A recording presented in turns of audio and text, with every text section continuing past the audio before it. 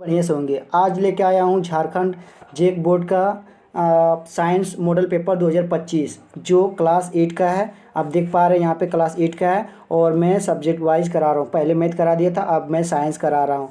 एक इसमें जानते हैं 50 मार्क्स का होता है। चलिए मैं शुरू करता हूँ पहला क्वेश्चन से बिना देर किए।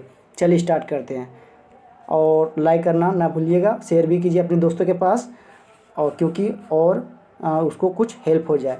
देखिए सेट कर लेते हैं। नेक्स्ट पहला क्वेश्चन के स्टार्ट करते हैं। देखिए सूक्ष्म जीव विज्ञान यानी सूक्ष्म जीव का निवास स्थान कहाँ है। तो सूक्ष्म जीव का निवास स्थान कहाँ पे है? वायु। सूक्ष्म जीव, सूक्ष्म क्या होता है? मतलब छोटे छोटे, जो छोटे छोटे मतलब जो सूक्ष्म जीव होते हैं वो कहाँ पे रह सकते हैं? तो कहाँ पे रह सकते हैं? वायु में। बिल्कुल, हमारे वायु में बहुत छोटे छोटे पार्टिकल्स जो मौजूद होते हैं, जीव मौजूद होते हैं।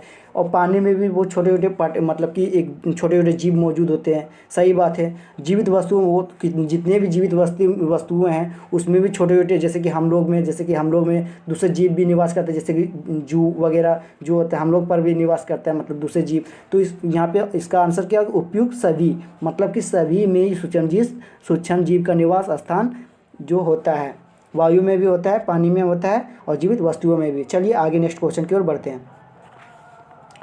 यहाँ पे बोला गया है कि निम्नलिखित में से कौन सा रोग मच्छर से फैलता है?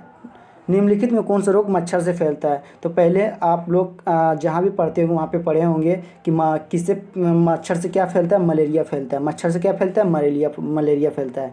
हैजा जो है वो पानी से फैलता है, मतलब गंदे पानी हम लोग पिएंगे तो ये हैजा वगैरह फैल जाएगा। ठीक है। पोलियो एक वायरस है। ठीक, पोलियो क्या है? वायरस है। और यहाँ पे रिंगवर्म तो दूसरा चीज़ मतलब कीड़ा वगैरह होता है। ठीक है, तो ये इसका आंसर क्या हो गया? डी।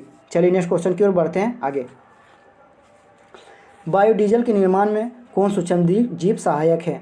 बताइए। बायोडीजल, यहाँ पे लिखा है बायोडीजल के निर्माण में कौन सूक्ष्म जीव सहायक है? ठीक है, बताइए कौन सा सूक्ष्म जीव सहायक है? तो यहाँ पे बोल सकते हैं, ऑप्शन दिया प्रोटोजोआ, जीवाणु, शैवाल, कवक। तो कौन सा हो जाएगा दोस्तों? तो शैवाल हो जाएगा। इसका आंसर क्या हो जाएगा? शैवाल। शैवाल क्या है? शैवाल जो है बायोडीजल के निर्माण में ये सहायक है, शैवाल। ठीक, आगे बढ़ते हैं। नेक्स्ट क्वेश्चन डिटेल बताने लगेंगे तो टाइम बहुत लगेगा क्योंकि 50 क्वेश्चन कराना है। तो अगर पढ़ना है डिटेल तो कमेंट कीजिए, मैं एक सब्जेक्ट वाइज क्लास लेके आऊँगा। यहाँ पे देखिए, निम्न में से कौन सबसे बड़ी कोशिका है? तो पहले ही आप जहाँ भी पढ़ते होंगे वहाँ पे पढ़े होंगे कि शुतुरमुर्ग का अंडा जो है सबसे बड़ा अंडा, उसमें जो है सबसे बड़ा अंडा है और उसमें क्या पाया जाता है? कोशिका जो होती है सबसे बड़ी कोशिका होती है। शुतुरमुर्ग के अंडे की कोशिका सबसे बड़ी होती है। ठीक है, आगे बढ़ते हैं। नेक्स्ट क्वेश्चन की ओर बढ़ते हैं। चलिए आगे 5 नंबर आ गया। कोशिका के किस भाग में गुणसूत्र उपस्थित होता है? तो ऑप्शन देते हैं, सुनिए। केंद्रक में, कोशिका दर में, कोशिका भित्ति में, इनमें से कोई नहीं। तो कौन सा ऑप्शन हो जाएगा? इसका आंसर क्या हो जाएगा? केंद्रक में। यानी गुणसूत्र गुणसूत्र में केंद्रक उपस्थित है। गुणसूत्र हो गया कोई भी, मतलब कि गुणसूत्र रहेगा। ठीक है, कोई भी गुणसूत्र रहेगा। ठीक है, तो उसमें क्या पाया जाता है? उसमें पाया जाता है केंद्रक। छोटे छोटे यहाँ पे केंद्रक, उसमें केंद्रक पाया जाता है। ठीक है, आगे बढ़ते हैं। नेक्स्ट क्वेश्चन, कोशिका भित्ति तो आप जानते हैं। कोशिका भित्ति ये जो है किस में पाते हैं? आप पढ़े होंगे। कोशिका दर भी किस में पाए थे? तो आराम से छाट सकते हैं, आप पढ़े होंगे। ठीक है, नेक्स्ट क्वेश्चन की ओर बढ़ते हैं क्योंकि डिटेल बताएंगे तो फिर लेट हो जाएगा ना, 50 क्वेश्चन कराना है। आगे बढ़ते हैं। अब यहाँ पे देखिए, किस धातु की भौतिक अवस्था दर के रूप में होता है? तो बताइए दर अवस्था में क्या रहता है? क्या आपने कभी जस्ते को दर अवस्था में देखा? नहीं ना। तांबे को देखा दर अवस्था में, यानी कि लिक्विड के फॉर्म में, यानी पानी के फॉर्म में देखा है आपने? नहीं। टीन को देखा आपने कभी पानी फॉर्म में? नहीं। पारा ये जो होता है ना वो द्रव की अवस्था में होता है। क्या होता है? द्रव की अवस्था में, लिक्विड के फॉर्म में होता है। लिक्विड के फॉर्म में क्या होता है? लिक्विड के फॉर्म में होता है। ठीक है, आगे बढ़ते हैं। नेक्स्ट क्वेश्चन की ओर बढ़ते हैं। एक्सरे करने हेतु किस धातु का उपयोग किया जाता है? एक्सरे करने हेतु किस धातु का उपयोग किया जाता है? तो बताइए एक्सरे में जो होता है किस धातु का? टीन का उपयोग किया जाता है क्या? ऑप्शन बताइए। टीन का उपयोग, सोना का उपयोग, तांबा का उपयोग, लेड का उपयोग। तो एक्सरे जो किया जाता है ना वो लेड का उपयोग, उसमें लेड का उपयोग करते हैं। मतलब लेड क्या होता है? शीशा। लेड क्या होता है? शीशा। पीबी, इसका जो हम लोग साइन यूज़ करते हैं वो पीबी होता है, इस तरह का लेड लिखा जाते हैं, ठीक है धातु। हम यहाँ देखिए लेड का प्रयोग किया जाता है एक्सरे में। चलिए नेक्स्ट चलते हैं। झारखंड के जादूगोड़ा में किस धातु की प्रचुरता विद्यमान होती है? तो आप लोग कहें बहुत ही फेमस जगह ये जादूगोड़ा, जो यूरेनियम खदान के लिए सबसे उपयुक्त माना जाता है। और कोयला तो जानते हैं आप लोग, कोयला जो है झरिया में होता है, बोकारो में होता है, ठीक है, इस तरह को देखने को मिलता है, ठीक है। और अभ्रक तो झारखंड में होता है, पर यहाँ पे क्या बोलते हैं, कोडरमा में अयस्क तो बोलते हैं कि मिलाने औषध, अयस्क में क्या बोलते हैं, औषधियों के निकालने की प्रक्रिया को अयस्क बोलते हैं, ठीक है। औषधि कोई भी मतलब कि इसमें मिट्टी और लोहा मिला हुआ तो उसको मिला अलग करके जो निकालते हैं हम लोग, जो मिला हुआ रहता है उसको अयस्क बोलते हैं, गेंग, ठीक है। हम यहाँ आगे बढ़ते हैं नेक्स्ट क्वेश्चन की ओर। धातुओं का वह गुण जिनसे उन्हें पीट कर चादर बनाई जा सकती है, बताओ तो। धातुओं का वह गुण जिससे उन्हें पीट कर चादर बनाई जा सकती है, बताइए बताइए जल्दी बताइए। ऑप्शन देते हैं, तन्यता, कुचालकता, आघात वन्यता, लचीलापन। क्या हो सकता है बताइए बताइए। तो इसका आंसर हो गया आघात वन्यता, यानी कि कहने का मतलब है अगर ये मान लीजिए कि ये धातु है, मान लीजिए सोने की धातु, ठीक है। अगर हम इसको प्रहार किए, इसको मतलब कि इसको प्रहार किए, ठीक, प्रहार किए तो क्या इस तरह का पीट के मतलब कि इस तरह का मतलब कि चौड़ा, यानी कि चौड़े हो जाएंगे एक चादर की तरह, ठीक, प्लेट की तरह। तो उसको क्या बोलते हैं, आघात वन्यता कहते हैं, ठीक। तन्यता बोलते हैं किसको, जैसे कि मान लीजिए तन्यता, जैसे कि तन्यता क्या होता है, ये लचीलापन, यानी कि बहुत ज़्यादा मतलब पीट की लंबाई उसकी बढ़ाई जा सकती है ना, तन्यता बढ़ाई जा सकती है, जिस तरह मुड़ाया जा सकता है। कुचालक मतलब कि उसमें करंट फॉलो नहीं होगा, जैसे कि मान लीजिए लकड़ी, उसमें क्या करंट फॉलो होगा, वो कुचालक है। और प्लास्टिक, ये सब कुचालक। लचीलापन तो आप लोग जानते हैं, स्टेबिलिटी, है ना। अब आगे बढ़ते हैं, फ्लेक्सिबिलिटी जिसको बोलते हैं। नेक्स्ट क्वेश्चन की ओर बढ़ते हैं। अब यहाँ पे देखिए, इनमें से ऊष्मा की सबसे कम चालक धातु कौन सी है? तो कम चालक मतलब हीट जो है कम वो मतलब लेती है, बताओ। सोना, पारा, एल्युमिनियम, चांदी, यानी कहने का मतलब है ऑप्शन दे रहे हैं, एल्युमिनियम, पारा, चांदी, सोना। क्या हो सकता है इसका आंसर, बताइए, जवाब दीजिए जल्दी से, दीजिए। इसका हो गया पारा। आंसर क्या हो गया, पारा। ऊष्मा का सबसे कम चालक कौन सी है, पारा, ऊष्मा की कम चालक है, ठीक है। आगे बढ़ते हैं, यहाँ पे 11 नंबर आ गए। चलिए इसका जवाब दीजिए आप लोग। निम्नलिखित में से कौन सा घोल विद्युत का कुचालक है, यानी कि बैड कंडक्टर, मतलब खराब चालक, कुचालक, जिसमें करंट फॉलो नहीं होता है, ठीक है। तो नींबू का रस, नल का पानी, सिरका और शुद्ध जल। आप लोग पढ़े होंगे, याद कीजिए। और शुद्ध जल जो होता है ना, वो क्या होता है, बैड कंडक्टर होता है, यानी कि उसमें करंट फॉलो नहीं होता है, समझ में आया ना। चलिए ठीक है, आगे बढ़ते हैं नेक्स्ट क्वेश्चन की ओर। किसी धातु पर इच्छित धातु की परत निक्षेपित करने की प्रक्रिया को क्या कहते हैं? ऑप्शन यानी यहाँ पे कहने क्वेश्चन बोल रहा है, किसी धातु पर, देखिए आप लोग, किसी धातु की इच्छित, यहाँ पे बोला किसी धातु की इच्छित धातु की परत निक्षेपित करने की प्रक्रिया, किसी धातु की इच्छित परत निक्षेपित करने की प्रक्रिया, ठीक है। मतलब जो हम लोग उस पर कुछ चढ़ाते हैं बचाने के लिए, यानी कोई धातु है वो ख़राब हो रहा है, उस पर मतलब कि लेप लगाते हैं, चढ़ाते हैं, निक्षेपित करते हैं, तो उस प्रक्रिया को क्या बोलते हैं? तो उस प्रक्रिया को क्या बोलते हैं? विद्युत लेपन। क्या बोलते हैं? विद्युत लेपन, ठीक है, विद्युत लेपन बोलते हैं। आगे बढ़ते हैं, समझ में आ गया? आगे बढ़ते हैं। और ये वीडियो अपने दोस्तों के पास भी शेयर कर सकते हैं, ठीक है, और उसे कुछ सहायता मिल सकती है ये वीडियो से, ठीक है। आगे बढ़ते हैं। निम्नलिखित में से किसमें आंतरिक जनन होता है? आंतरिक जनन, बताइए। आंतरिक जनन, जो जनन होता है ना, जो जनन वो शरीर के अंदर होता है, बताओ तो क्या होगा इसका आंसर? मछली, मेढक, स्टारफिश, मुर्गी। तो इसका आंसर क्या होगा? क्या होगा? मुर्गी। इसका आंसर मुर्गी होगा। चलो ठीक है, आगे बढ़ते हैं। बताइए हाइड्रा में जनन की विधि। आप लोग बहुत ही इम्पोर्टेंट क्वेश्चन, बहुत ही इम्पोर्टेंट क्वेश्चन। आप यानी कि पाँचवा छठा सातवां ये क्लास से आप पढ़ते आ रहे हैं कि हाइड्रा में कैसी जनन होती है। हाइड्रा में कैसी जनन होती है? तो कैसी जनन? मुकुलन विधि द्वारा जनन करता है, बाइनरी फिजन द्वारा जनन करती है। क्या करती है? यानी कि बडिंग जिसको बोलते हैं, सॉरी ये बडिंग द्वारा जनन होती है। हाइड्रा जो होती है ना, इस तरह का मतलब कि हाइड्रा जो होती है, मान लीजिए हाइड्रा है, ठीक, हाइड्रा यहाँ पे जो जनन हो कि यानी धीरे धीरे ग्रो हो कि बढ़ के यहाँ से अलग हो के एक नया जीव बन जाता है, इधर नया जीव बन जाता है हाइड्रा। इधर एक जीव पहले से जो ये वाला है ना, ये वाला ये पहले से अलग अलग जीव बन जाता है, यानी कि मुकुलम विधि द्वारा जनन करती है। ठीक है, आगे बढ़ते हैं, समझ में आ गया। खंडन होता है, जैसे कि मान लीजिए एक प्लेनेरिया जैसे हो गया, प्लेनेरिया एक जीव है, ठीक है।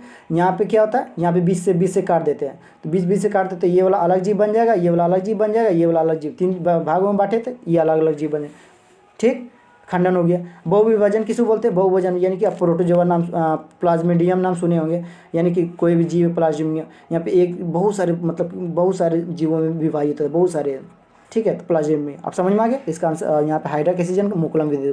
द्विविभाजन जैसे अमीबा जो है द्विविभाजन द्वारा जनन होती है। जैसे अमीबा, ये अमीबा हो गया, ये अमीबा हो गया, ठीक है। यहाँ पे केंद्रक होता है, जब अलग होगा ना, जब ये अलग होगा तो इस तरह का अलग होगा, इस तरह ये केंद्रक यहाँ पे आएगा, ठीक है। अब ये अलग अलग टूट जाएगा, अलग अलग, ये केंद्रक इसमें एक ही केंद्रक यहाँ पे रहेगा, यहाँ पे एक ही केंद्रक रहेगा, यहाँ पे क्या होगा, अलग अलग केंद्रक हो जाएगा, यानी क्या बोलते हैं, अमीबा में टूट जाएगा, ठीक। तो समझ में आ गया इसका आंसर। अब ये हाइड्रा जनन कैसी विधि है? मुकुलम विधि थी। आगे बढ़ते हैं, चलिए ठीक है। पृथ्वी की सतह से ऊंचाई के, यहाँ पे बोला है पृथ्वी की सतह की ऊंचाई के बढ़ने के साथ साथ क्या बढ़ती है? पृथ्वी की सतह की ऊंचाई बढ़ने से क्या बढ़ती है? बताइए क्या बढ़ती है, बताइए तो। पृथ्वी की सतह से ऊंचाई बढ़ने के साथ साथ वायुमंडलीय दाब क्या होती है? वायुमंडलीय दाब पर क्या प्रभाव पड़ती है? तो वायुमंडलीय दाब जो होती है ना, घटती है। जैसे जैसे हम लोग ऊपर जाएंगे तो वायुमंडलीय दाब जो है लो होती जाएगी, टेम्परेचर लो होती जाएगी, मतलब, ठीक है। अब सॉरी, ये वायुमंडलीय दाब लो होती जाएगी, प्रेशर जो है लो होती डिक्रीज होती जाएगी, ठीक है। अब यहाँ पे बताइए घटेगा, ठीक है। जैसे कि हम लोग जहाज़ है, हम लोग जहाज़ पर सफ़र कर रहे हैं, ठीक है। तो जहाज़ पर स्याही जो पेन हम लोग लेकर पॉकेट में नहीं ले जाने देता है, क्योंकि वहाँ पे स्याही जो पेन का स्याही जो रिस जाता है, और हम लोग जब पहाड़ पर हम लोग चढ़ते हैं तो वहाँ वायुमंडलीय दाब कम हो जाता है, जिस कारण खाना जल्दी बन जाता है। वही दाब पढ़ाई तो इस तरह का मतलब बोलने में बहुत समय लगेगा, इसलिए आगे बढ़ते हैं, ठीक है। डिटेल में पढ़ना है तो कमेंट कीजिए, हम डिटेल में पढ़ा देंगे चैप्टर वाइज। आगे बढ़ते हैं। दाब का एसआई मात्रक आप जहाँ भी पढ़ते होंगे, ये पढ़े होंगे, दाब का एसआई मात्रक क्या है, पढ़े होंगे, चलिए ठीक है। आंसर बताइए जल्दी। पास्कल, न्यूटन प्रति वर्ग मीटर, न्यूटन प्रति वर्ग मीटर, दोनों, इनमें से कोई नहीं, क्या होगा बताइए, क्या होगा बताइए, बताइए। दाब का मात्रक क्या होगा? न्यूटन प्रति वर्ग मीटर, दोनों, इनमें से कोई नहीं। दाब का जो है ना, पास्कल भी होता है। दाब का एसआई मात्रक क्या होता है? पास्कल। दाब का एसआई मात्रक, सॉरी, दाब का एसआई मात्रक पास्कल, और न्यूटन प्रति मीटर स्क्वायर, यानी ये भी सही, ये भी सही, मतलब आंसर सी, ठीक। आगे बढ़ते हैं, बढ़े, ओके, ठीक। चलिए 17 नंबर आ गए। आगे देखिए, निम्नांकित बलों में कौन सा संपर्कित बल है? संपर्कित यानी कि ये एक वस्तु है, इस पर ये एक वस्तु है, इस पर मान लीजिए हम टच किए, यहाँ पे टच हो रहा है ना, यहाँ पे देख पा रहे हैं, यहाँ पे देख पा रहे हैं, यहाँ पे टच हो रहा है ना, यहाँ पे जो टच हो रहा है ना, वही तो बोलते हैं संपर्कित। यहाँ पे देख पा रहे हैं ना, यहाँ पे जो टच हो रहा है ना, वही तो बोलते हैं संपर्कित बल। यहाँ पे जो फोर्स लग रहा है, यहाँ पे देख पा रहे हैं, यहाँ एक फोर्स लग रहा है, ठीक। तो यहाँ पे एक फोर्स लग रहा है, तो बताइए कौन सा संपर्कित बल है? अब चूज कीजिए, गुरुत्व बल, चुंबकीय बल, स्थिर विद्युत बल, घर्षण बल। जल्दी जल्दी बताइए क्या हो सकता है, बताइए। घर्षण बल क्या है? एक संपर्कित बल है। घर्षण बल क्या है? एक संपर्कित बल है। घर्षण बल एक संपर्कित बल है, ठीक, आगे बढ़ते हैं। जैसे कोई वस्तु यानी मोटरसाइकिल है, ये मान लीजिए चक्का है, ठीक है, मोटरसाइकिल का, ठीक, मोटरसाइकिल की चक्का है। तो यहाँ पे देखिए रोड पे कुछ संपर्क कर रहा है, यहाँ पे घर्षण हो के मतलब कम करता है, यहाँ पे देखिए तो, है ना, घर्षण यानी कि संपर्क, यहाँ पे टच है, घर्षण बल है, यहाँ पे घर्षण, हम लोग ब्रेक लगाते हैं, है ना। अब यहाँ आगे बढ़ते हैं, डिटेल में नहीं बता पाएंगे क्योंकि बहुत समय लगेगा, 50 क्वेश्चन हमको कराना है, ठीक है। आगे बढ़ते हैं, लंबी हो जाएगी वीडियो, आगे बढ़ते हैं। निम्नलिखित में से कौन सा पदार्थ अदहनशील है? निम्नलिखित में से कौन सा पदार्थ अदहनशील है? अदहनशील आप लोग जानते होंगे, अदहनशील क्या होता है? अदहनशील यानी कि नहीं जलेगा।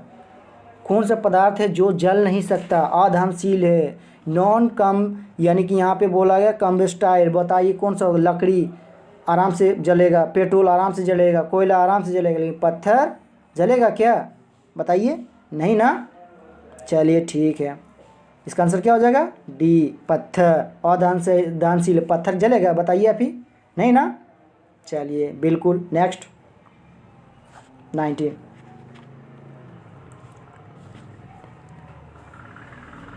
किसी पदार्थ के दहन का पोषक पदार्थ हैं, किसी पदार्थ के दहन का पोषक पदार्थ हैं, इसका आंसर बताइए। ऑप्शन देते हैं, कार्बन, जल, ऑक्सीजन, कार्बन मोनोऑक्साइड, मतलब कि CO, H2O, कार्बन और ऑक्सीजन। क्या होगा आंसर बताइए तो?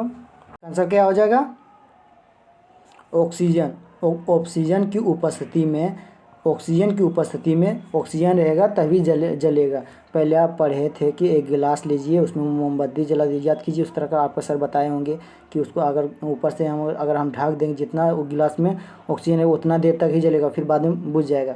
बताए थे ना, आपको सर बताए होंगे, ठीक है। तो ऑक्सीजन की उपस्थिति में दहन होगा, ठीक। आगे बढ़ते हैं, इसका आंसर सी। आगे बढ़ते हैं। किसी ज्वाला का सबसे अधिक गर्म भाग कौन सा है? किसी ज्वाला का सबसे अधिक गर्म भाग कौन सा है? सबसे बाहरी भाग, सबसे अंदर का भाग, मध्य भाग, ये सभी भाग समान रूप से गर्म होते हैं। बताइए इसका आंसर क्या हो जाएगा? सबसे बाहरी भाग। इसका आंसर क्या हो जाएगा दोस्तों? सबसे बाहरी भाग। सबसे बाहरी भाग जो है सबसे गर्म होता है। आगे बढ़ते हैं, देखिए बहुत अच्छा क्वेश्चन है। निम्नलिखित में से कौन दो गुणसूत्र मिलकर नर शिशु के रूप में विकसित करते हैं? नर शिशु मतलब कि जो मेंस होते, मतलब कि मेल पैटर्न जो होते, मेल चाइल्ड जो होते हैं, मेल बेबी, है ना। तो यहाँ पे बताइए, दो गुणसूत्र मिलकर नर शिशु का जन्म मतलब विकसित करते हैं, ठीक है। तो बताइए कौन सा क्रोमोसोम है, कौन सा गुणसूत्र? दो गुणसूत्र, एक्स एक्स आप पढ़े होंगे कि ये होता है स्त्री में, एक्स एक्स क्या होता है? स्त्री में, ठीक। एक्स वाई क्या होता है? पुरुष में। एक्स वाई क्या हो गया? पुरुष में, आप पढ़े होंगे, ठीक। तो बताइए इसका आंसर क्या होगा? B, X Y. आगे बढ़ते हैं। विश्व एड्स दिवस कब मनाया जाता है? 31 दिसंबर, 21 जून, 1 दिसंबर, 1 जून। इसका आंसर क्या होगा? सी, 1 दिसंबर। नेक्स्ट आगे बढ़ते हैं। आगे 23 नंबर, स्त्रियों में होने वाला मासिक स्राव की समान अवधि क्या है? तो ये ऑप्शन दे रहे हैं, बताइए। 22 दिन, 14 दिन, 35 दिन, 28 दिन। तो इसका आंसर क्या हो जाएगा? इसका आंसर हो जाएगा दोस्तों 28 दिन होगा। इसका आंसर क्या होगा? 28 दिन। आगे बढ़ते हैं। समतल दर्पण से बना प्रतिबिंब, समतल दर्पण से बना प्रतिबिंब होता है तो क्या होता है? बताइए। ऑप्शन दे रहे हैं, आभासी, वास्तविक, धुंधला, कोई नहीं। इसका आंसर क्या होगा? इसका आंसर क्या होगा? आभासी। इसका आंसर आभासी हो। समतल दर्पण द्वारा बना प्रतिबिंब जो है हमेशा आभासी होता है। ठीक है, आगे बढ़ते हैं। ठीक, वह यंत्र जो दृष्टि रेखा पर नहीं रहने वाले वस्तुओं को भी देख सकता है। बताइए वो गैजेट क्या है, वो ऑब्जेक्ट मतलब कि कौन सा ऐसा वो इंस्ट्रूमेंट कौन सा इंस्ट्रूमेंट है बताइए। पेरिस्कोप, क्विल्डोस्कोप, विक्षेपण, दूरबीन। यहाँ पे क्वेश्चन में बोला गया है वह यंत्र जो दृष्टि रेखा पर नहीं रहने वाले वस्तुओं को भी देख सकता है। तो बताइए इसका आंसर क्या होगा, पेरिस्कोप। पेरिस्कोप से हम लोग क्या दूर की वस्तुओं को भी देख सकते हैं। पेरिस्कोप से क्या, पेरिस्कोप। इसका आंसर क्या हो गया, पेरिस्कोप। आगे बढ़ते हैं। आँख में प्रवेश करने वाली प्रकाश किरणों को कौन नियंत्रित करता है। पुतली, आइरिस, कार्निया, रेटिना। इसका आंसर क्या होगा दोस्तों, पुतली। आँख में प्रवेश करने वाली प्रकाश किरणों को कौन नियंत्रित करता है, पुतली नियंत्रित करता है। आगे बढ़ते हैं। वर्षा ऋतु में बोई जाने वाली एवं अक्टूबर से दिसंबर तक फसल की कटाई वाली फसल कौन सी है बताइए तो क्या कहलाती है। ठीक है, सेटअप कर देते हैं। देखिए दिख रहा है आप लोगों को, वर्षा ऋतु में बोई जाने वाली एवं अक्टूबर से दिसंबर तक फसल की कटाई की जाने वाली कौन सी फसल कहलाती है। रबी फसल, खरीफ फसल, दलहन, तिलहन। तो इसका आंसर क्या होगा दोस्तों, खरीफ फसल। यानी कि खरीफ फसल क्या होता है, धान। ये धान वगैरह जो क्या होता है अक्टूबर नवंबर में देखते हैं कट जाता है ना, अक्टूबर नवंबर दिसंबर इस तरह का कट जाता है धान वगैरह, तो ये खरीफ फसल में आता है। रबी फसल आप लोग जानते होंगे, गेहूँ वगैरह गेहूँ चना ये सब आता है क्या, रबी फसल में आता है। दलहन आप लोग जानते हैं, दलहन क्या होता है, जैसे चना हो गया, और ये क्या हो गया, मसूर हो गया, और क्या हो गया, लहर हो गया, ये सब वगैरह दलहन में रूप में आता है। ठीक है, आगे बढ़ते हैं। स्वपोषी का उदाहरण है, स्वपोषी किसको बोलते हैं बताइए। मतलब अपना भोजन खुद बनाता है, जो अपना भोजन खुद बनाता है। बताइए, गाय, बकरी, तिलचट्टा, अमरूद का पौधा। गाय क्या अपना भोजन खुद बनाता है बताइए तो, वो तो दूसरे पर उपस्थित होता है, रहता है, आश्रित रहता है।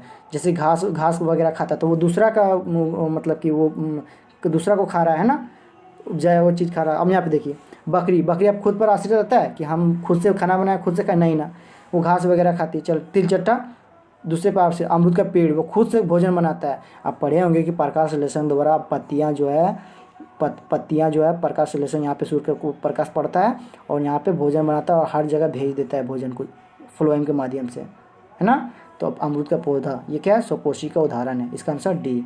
आगे बढ़ते हैं।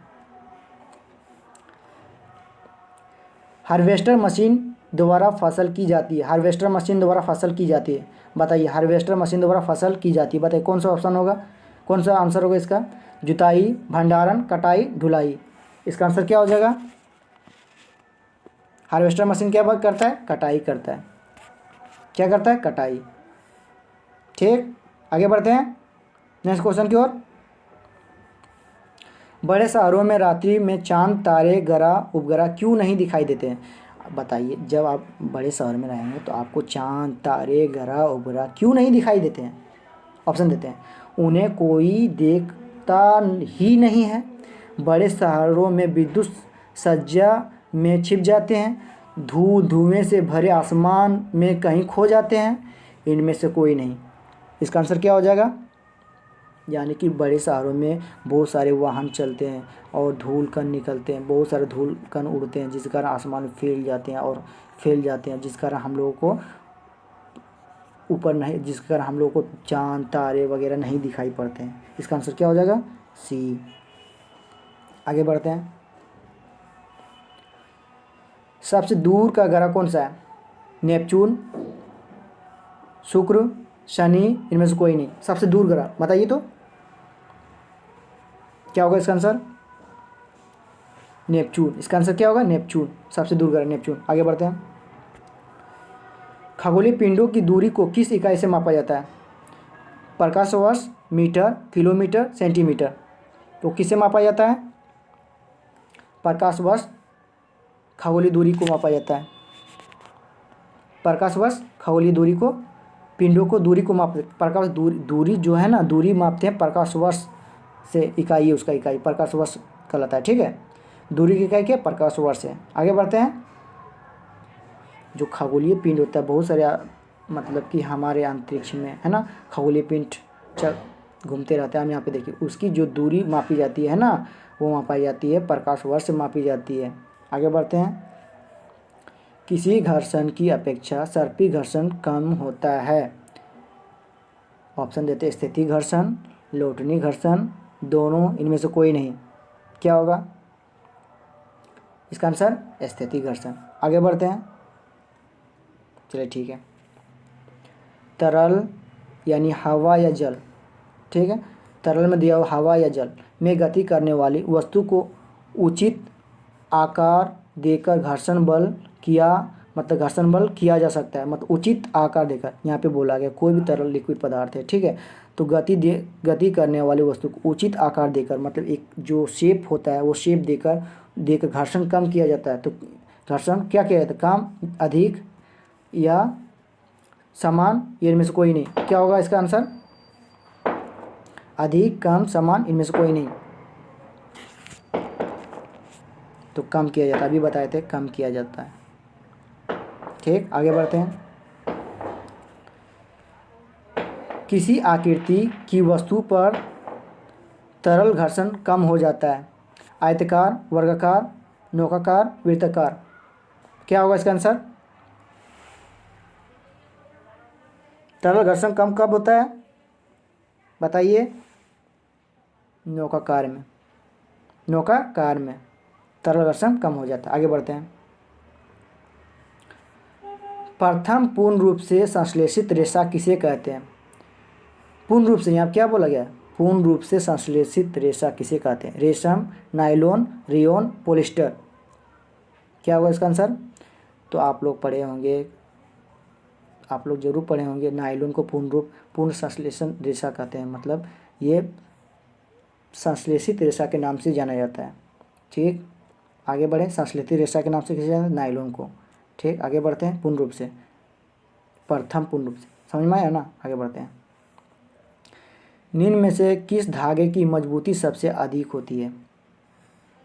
किस धागे की मजबूती सबसे अधिक होती है? कपास, ऊन, नायलॉन, रेशम। क्या होगा इसका आंसर? नायलॉन। आगे बढ़ते हैं। ठीक है दोस्तों, आगे बढ़ते हैं। बढ़ें? ओके, ठीक है। दमकल कर्मचारियों के कपड़े पर किसकी परत चढ़ी होती है?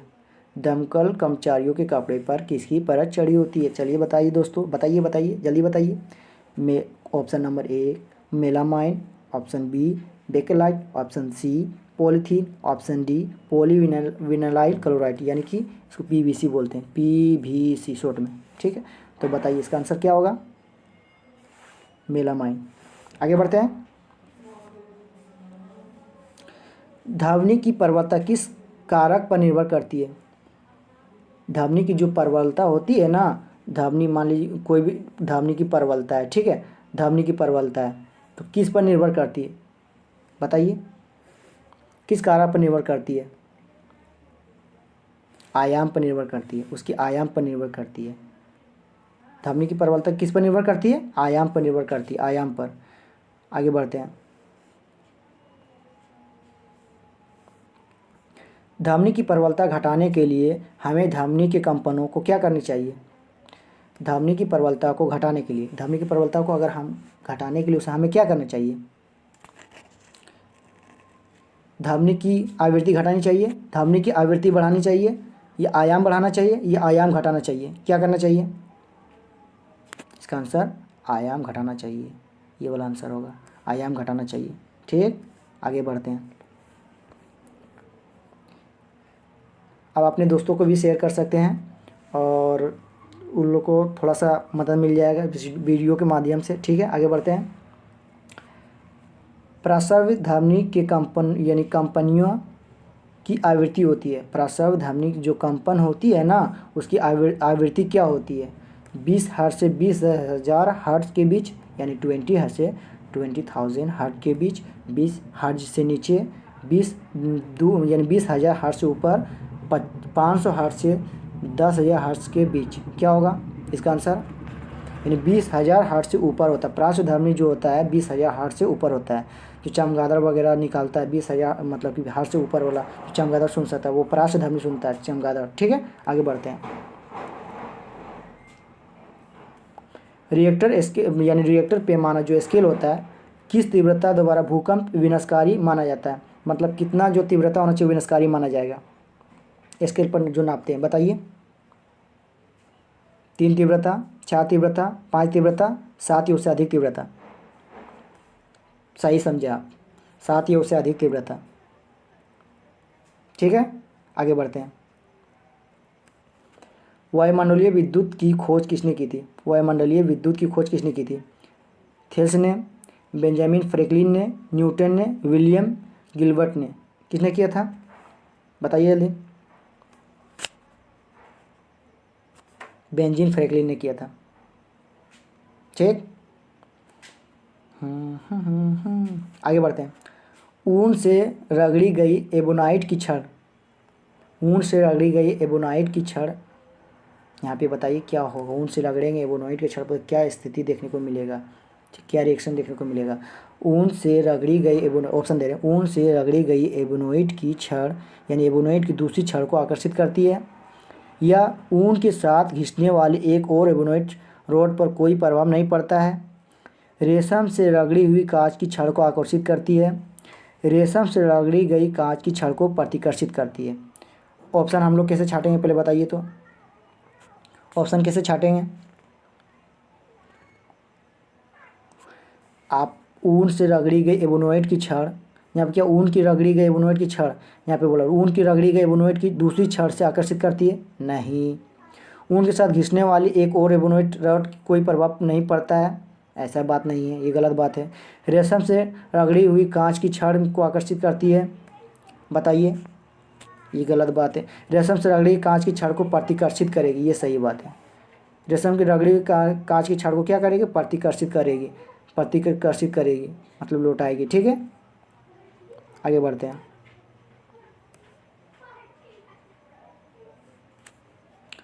वायुमंडल में किन गैसों की वृद्धि से विस्थापन की समस्या हो रही है? Sulphur dioxide, nitrogen, carbon dioxide एवं मीथेन, हाइड्रोजन। ऑप्शन क्या हो जाएगा बताइए, बताइए। N4 nitrogen, H4 hydrogen, H2 भी बोलते हैं। ठीक है, कार्बन डाइऑक्साइड यानी CO2 और मीथेन CH4 मीथेन, और सल्फर डाई H2SO4। ठीक, चलिए ठीक है, ऑप्शन ये फार्मूला लिख दिए हैं। चलो आगे बताइए, इसका आंसर क्या होगा? कार्बन डाइऑक्साइड और मीथेन गैस निकलता है। और मंडलीय किन गैसों की वृद्धि मतलब कि विस्थापन की समस्या हो रही है, मतलब बहुत ज़्यादा टेम्परेचर बढ़ रहा है, तो कार्बन डाइऑक्साइड और मीथेन गैस निकल रही, तो बहुत ज़्यादा टेम्परेचर की समस्या देखने को मिल रहा है। चलो ठीक है, आगे बढ़ते हैं। पृथ्वी पर पाई जाने वाली विशाल विवर्तनी की प्लेटों की संख्या कितनी है? 6, 7, 8, 10? क्या होगा? 6। आगे बढ़ते हैं। ताजमहल में लगे पत्थरों का क्षरण हो रहा है, इसका मुख्य कारण क्या है? अम्ल वर्षा, विस्थापन, CNG, LPG? बताइए। ताजमहल में लगे पत्थरों के क्षरण हो रहा है, देखिए वहाँ मतलब कि आप लोग देख पा रहे हो यहाँ पे जो ताजमहल है ना, ताजमहल है ना, ताजमहल, ठीक है, तो उसमें क्या हो रहा है? वहाँ पे पीला पड़ रहा है, ये सब जितना सा मतलब संगमरमर से बना हुआ ताजमहल, ठीक है, तो वो उसका जो है वहाँ पे पीला पड़ रहा था, किस कारण पड़ रहा पीला, बताइए? अम्ल वर्षा के कारण। ठीक, आगे बढ़ते हैं। ये फैक्ट्री से अम्ल वर्षा निकलता है, बहुत सारे मतलब कि देखने को मिलता है, मतलब कि बहुत सारे यहाँ पे पोल्यूशन जो है इसको ख़राब कर रहा है। आगे बढ़ते हैं। द्वितीय प्रदूषक है carbon dioxide, sulphur dioxide, nitrogen के ऑक्साइड, सल्फर और नाइट्रोजन के अम्ल। क्या होगा? यानी CO2, SO2, NO2 नाइट्रोजन के ऑक्साइड सल्फर के नाइट्रोजन ऑक्साइड यानी एच सल्फर एवं नाइट्रोजन, सल्फर और नाइट्रोजन के अम्ल, यहाँ क्या बोला अम्ल NH अम्ल मतलब NHSO4। चलो इस तरह का बना सकते हैं। चलिए आगे बोलिए। NH2CO3। चलो आगे बढ़ते हैं। 48 इसका बताइए आंसर। डी सल्फर और नाइट्रोजन के अम्ल द्वितीय प्रदूषक है। ठीक, आगे बढ़ते हैं। और एक सवाल आप लोगों से पूछ लेते हैं। कमेंट में आप बाद में वीडियो देखने के बाद आप लोग ज़रूर बताइएगा प्राथमिक प्रदूषक कौन सा है। ये आपका सवाल रहा, मैं कमेंट का जवाब चाहूँगा। ठीक है, आगे ये क्वेश्चन का जवाब मैं चाहूँगा। देखते हैं कौन कौन बता पाता। आगे बढ़ते हैं। कुछ प्रजातियों का विलुप्त होने और गायब होने के क्या कारण है? कुछ प्रजातियों का विलुप्त होने और गायब होने का क्या कारण है? आवासों का विनाश, पेड़ का लगाना, वनों का संरक्षण, शिकार। बताइए। बहुत सारे प्रजाति जो है प्री डाटा के अंदर मतलब गायब होते जा रहे हैं, विलुप्त के कगार पर है। बताइए क्या क्या कारण हो सकता है, बताइए। आवासों का विनाश, सही बात है। आवास जो है उसका घर जो उजाड़ा जा रहा है ना। पेड़ लगाना ये गलत बात है, पेड़ लगाए तो और बढ़िया बात नहीं है। वनों का संरक्षण, बताइए। संरक्षणा ये गलत दिया, संरचना ही ठीक है। वनों का संरक्षणा ये गलत। शिकार, उसका शिकार बहुत ज़्यादा से हो रहा है, यानी कि आवासों का विनाश, उसका घर तोड़ा जा रहा है और शिकार उसका किया जा रहा है ना, मारा जा रहा है। तो ये डी इसका आंसर हो गया। 1 और 4। आगे बढ़ते, लास्ट क्वेश्चन है। पेट्रोलियम का कौन सा उत्पाद सड़क निर्माण हेतु उपयोग में लाया जाता है? Coke, gas, bitumen, petrol. बताइए इसका आंसर बिटुमिन। तो कैसा रहा आज का सेशन आप लोग? आई होप आपका आज का सेशन अच्छा रहा होगा, आप लोगों को अच्छा लगा होगा। तो कमेंट में आप ज़रूर जवाब दीजिए और आपका कमेंट का मैं प्रतीक्षा करूँगा। और अपने दोस्तों के साथ शेयर करें, लाइक करें और सब्सक्राइब करें। तब तक के लिए शुक्रिया। फिर आएंगे एक नई वीडियो के साथ, एक नई उम्मीद के साथ, नई किरण, एक नई जोश के साथ। तब तक के लिए बाय बाय।